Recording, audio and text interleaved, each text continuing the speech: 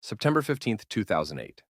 Lehman Brothers, a 158-year-old investment bank managing $600 billion in assets, filed for bankruptcy. Within hours, global credit markets froze. Within days, stock markets crashed worldwide. Within weeks, the world economy was in freefall. Before I explain exactly what happened, drop a comment and tell me, what country and city are you watching from right now? Because what I'm about to explain didn't just destroy American wealth, it destroyed wealth globally. And the mechanisms that caused it are still active today, which means it can happen again. The 2008 financial crisis was the worst economic disaster since the Great Depression. It wiped out $16 trillion in wealth. It cost 8.7 million Americans their jobs. It destroyed 3.8 million homes through foreclosure. But here's what most people don't understand. This wasn't a random accident. This wasn't bad luck. This was a predictable cascade failure that started with a simple product, mortgages, and ended with the collapse of the global financial system. Let me show you exactly how it happened, step by step, from the beginning to the catastrophic end. Because understanding 2008 is the key to understanding what's coming next. Let me take you back to the late 1990s and early 2000s. The dot-com bubble had burst in 2000. The Fed, under Alan Greenspan, responded by cutting interest rates to 1% to stimulate the economy. Low interest rates make borrowing cheap. When borrowing is cheap, people borrow more, and banks lend more. Mortgage lending exploded. Housing prices started rising.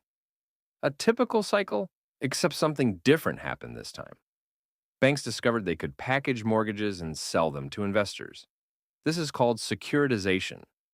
Instead of holding a mortgage until it's paid off, a bank could originate a mortgage, package it with thousands of other mortgages, and sell the package as a mortgage-backed security to investors.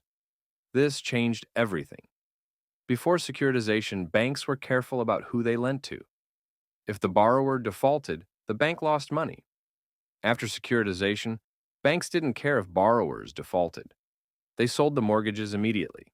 The risk transferred to whoever bought the mortgage-backed securities. This created a perverse incentive. Banks made money from originating mortgages, not from mortgages being repaid. So they originated as many mortgages as possible, regardless of borrower quality. This led to subprime mortgages, loans given to people with bad credit, low income, no documentation. People who shouldn't qualify for mortgages were getting mortgages. Not just getting them, getting encouraged to take them. By 2006, subprime mortgages represented 20% of all mortgage originations, up from 8% in 2003. Housing prices kept rising. Everyone assumed they would rise forever. Borrowers thought, even if I can't afford the mortgage, the house value will increase, and I can refinance or sell. Lenders thought even if the borrower defaults, the house is worth more than the loan, so we'll recover the money. Investors thought, housing prices don't fall nationally. This is a safe investment. Everyone was wrong. Let me show you the chain of financial instruments that turned mortgages into a weapon of mass financial destruction. Step 1. The mortgage origination. A borrower with bad credit, let's call him Tom, walks into a mortgage company. Tom earns $30,000 per year, but wants to buy a $300,000 house. Normally impossible. But the mortgage broker doesn't care about Tom's ability to repay. The broker gets a commission for originating the loan. So the broker gives Tom an adjustable rate mortgage with a 2% teaser rate for 2 years, then adjusting to 7%. Tom's initial payment is affordable, $1,000 per month. He signs. The broker collects the commission. Tom now has a mortgage he can't afford once the rate adjusts. Step 2. The securitization. The mortgage company sells Tom's mortgage to an investment bank like Lehman Brothers or Bear Stearns. The investment bank buys thousands of mortgages like Tom's and packages them into a mortgage-backed security, MBS. Investors buy shares of this MBS. The investment bank collects fees. The mortgage company gets its money back and can lend to more people like Tom. Step 3. The tranching. Investment banks didn't stop at mortgage-backed securities. They sliced them into tranches, layers of risk. Senior tranches got paid first and were rated AAA, supposedly as safe as government bonds. Junior tranches got paid last and were riskier. This was a lie. The ratings agencies, Moody's, S&P, and Fitch, were paid by the investment banks to rate these securities. Conflict of interest. They rated 80% of subprime mortgage-backed securities as AAA safe. They weren't safe. They were toxic. But pension funds, insurance companies, foreign banks, they all bought AAA-rated securities because regulations required safe investments. They thought they were buying safety. They were buying time bombs. Step 4. The leverage and derivatives. Investment banks didn't just sell mortgage-backed securities. They borrowed against them. Leverage. If a bank had $1 billion in MBS, it could borrow $30 billion using those securities as collateral, 30-to-1 leverage. They used that borrowed money to buy more MBS, creating more leverage. And they didn't stop there.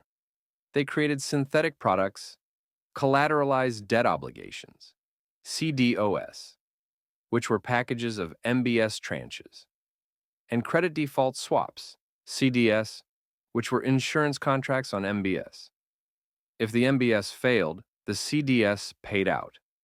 AIG, the insurance giant, sold hundreds of billions in credit default swaps, insuring mortgage-backed securities.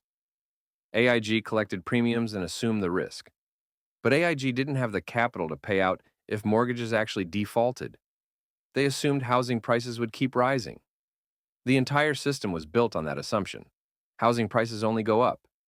But that assumption was wrong. Housing prices peaked in 2006. They started falling in 2007.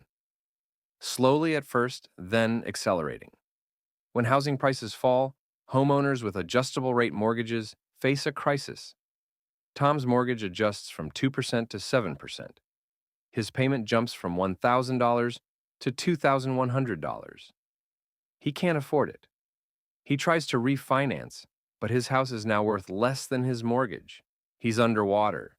He can't sell without losing money. He defaults. Multiply Tom by millions. Subprime mortgage defaults spiked. In 2006, 13% of subprime mortgages were delinquent. By 2008, 25%. The mortgage-backed securities backed by these mortgages started losing value. Investors holding MBS took losses. Lehman Brothers held $60 billion in MBS. As defaults rose, Lehman's assets lost value. Other banks faced the same problem. Bear Stearns, Merrill Lynch, Citigroup, all holding billions in toxic MBS. March 2008, Bear Stearns collapsed. J.P. Morgan bought it for $2 per share, down from $170 a year earlier. The Fed facilitated the deal, guaranteeing Bear's bad assets. The system was cracking. Then, the credit default swaps started triggering. AIG had insured $440 billion in mortgage-backed securities. As MBS defaulted, AIG owed payouts. AIG didn't have the money. If AIG failed, every institution that bought insurance from AIG would face catastrophic losses. Banks, pension funds, foreign governments. The entire financial system was interconnected through these derivatives. One failure would cascade into total collapse. September 15, 2008, Lehman Brothers filed for bankruptcy. The government refused to bail them out. Lehman's failure sent shockwaves. Credit markets froze. Banks stopped lending to each other. If Lehman could fail, any bank could fail. Trust disappeared. The commercial paper market, where companies borrow short-term for payroll and operations, froze. Companies couldn't make payroll. The entire economy faced shutdown. September 16th, the Fed bailed out AIG with $85 billion, later increased to $182 billion. If AIG failed, the cascade would destroy the global financial system. Governments had no choice. Bailout or total collapse. Stock markets crashed. The Dow fell from 14,000 in October 2007 to 6,500 in March 2009. A 54% decline. $11 trillion in stock market value destroyed. Globally, $16 trillion in wealth vanished. The financial crisis triggered the Great Recession. GDP fell. Unemployment spiked from 5% to 10%. 8.7 million Americans lost their jobs. Millions more took pay cuts, lost hours, or stopped looking for work. The real unemployment rate, counting discouraged workers, hit 17%. Housing foreclosures destroyed families. From 2007 to 2010, 3.8 million homes were foreclosed. Families lost homes, lost equity, lost stability. Entire neighborhoods were abandoned. The impact was global. European banks had bought American mortgage-backed securities. When those securities failed, European banks failed. Iceland's entire banking system collapsed. Ireland, Spain, Greece all faced sovereign debt crises. The euro nearly collapsed. The crisis revealed the fraud. Investment banks had knowingly sold toxic securities. Ratings agencies had fraudulently rated them as safe. Mortgage companies had pushed predatory loans. Regulators had failed to regulate. The government response was bailouts. $700 billion Troubled Asset Relief Program, TARP, bailed out banks. The Fed created $4 trillion through quantitative easing. Trillions in government support saved the financial system from total collapse. But it created moral hazard. Banks that caused the crisis were rescued. Homeowners who lost homes were not. The wealth transfer was massive. Banks got bailouts. Executives kept bonuses. Workers lost jobs. Homeowners lost houses. The middle class bore the cost. The financial class was protected. This created political backlash. Occupy Wall Street. The Tea Party. Populist anger.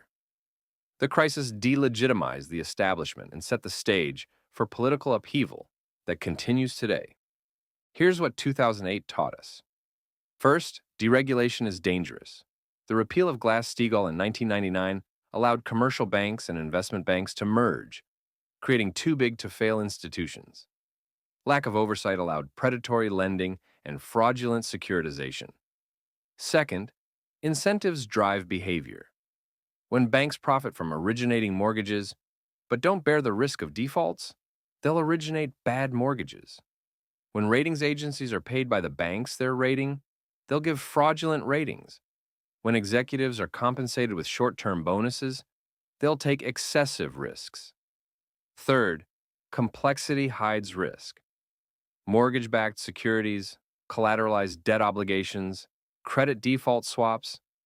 These complex instruments hid the underlying risk until it was too late.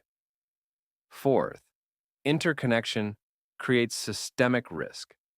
When every institution is connected through derivatives and counterparty exposure, one failure cascades everywhere. Fifth, the system hasn't been fixed.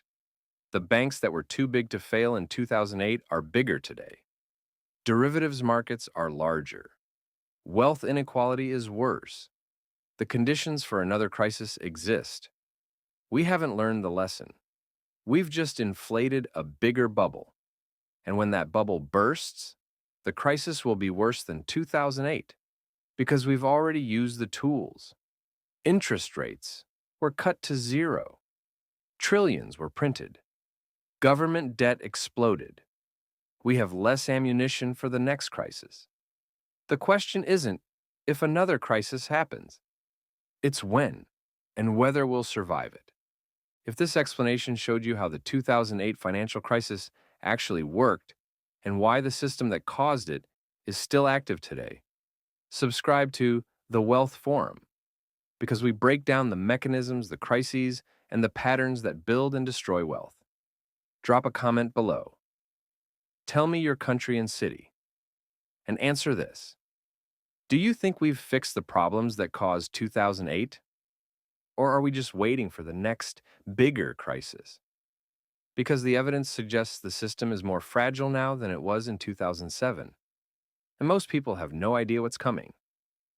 This is the Wealth Forum: understanding crises, exposing systems, preparing for collapse.